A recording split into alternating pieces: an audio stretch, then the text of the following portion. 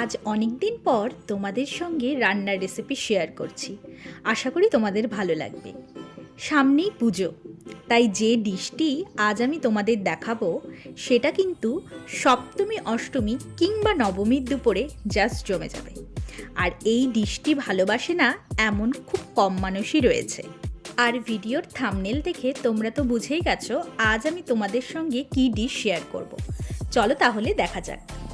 প্রথমে চিংড়িগুলো ভালো করে ধুয়ে নিয়ে হলুদ ও লবণ মাখিয়ে রাখতে হবে।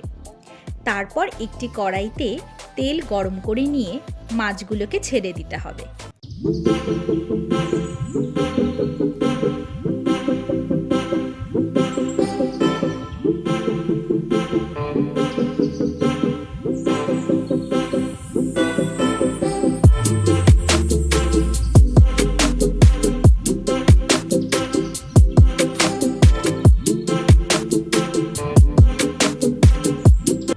এর কিছুক্ষণ পর দেখা যাবে যে মাছগুলো বেশ লাল লাল হয়ে এসেছে। তারপর তুলে নিতে হবে। সেই কড়াইতেই আবার সামান্য তেল দিয়ে তাতে তেজপাতা, গোটা দারচিনি আর কয়েকটা মিডিয়াম সাইজের এলাচ ফোড়ন দিয়ে নিতে হবে।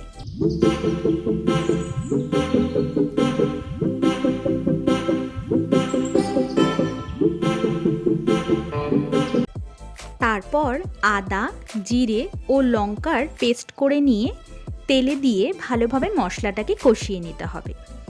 যতক্ষণ না সাইড থেকে তেল বেরোচ্ছে ততক্ষণ কিন্তু ভালো করে মশলাটাকে কষিয়ে নিতে হবে।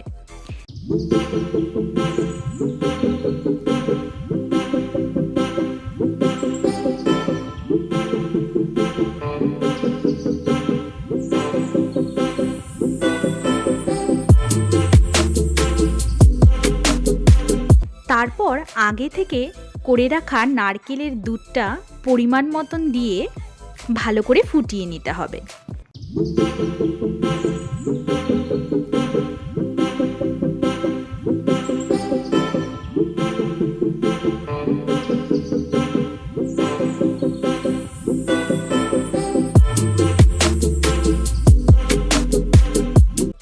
যখন দেখা যাবে দুধটা একটু ঘন হয়ে আসবে তখন ভেজে রাখা মাছগুলোকে দিয়ে আবার ভালো করে ফুটিয়ে নিতে হবে।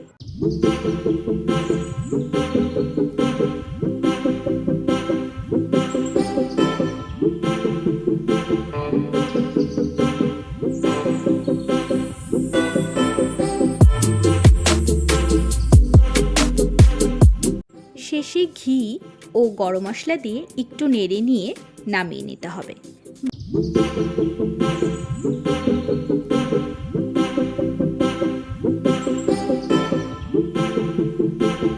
ব্যাস রেডি হয়ে গেল আমাদের চিংড়ির মালাইকারি।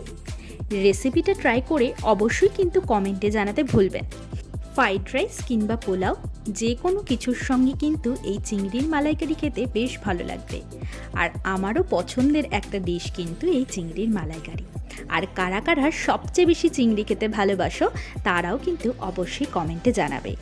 তাহলে দেখা হচ্ছে পরবর্তী ভিডিওতে। সবাই খুব ভালো পুজো কাটাও।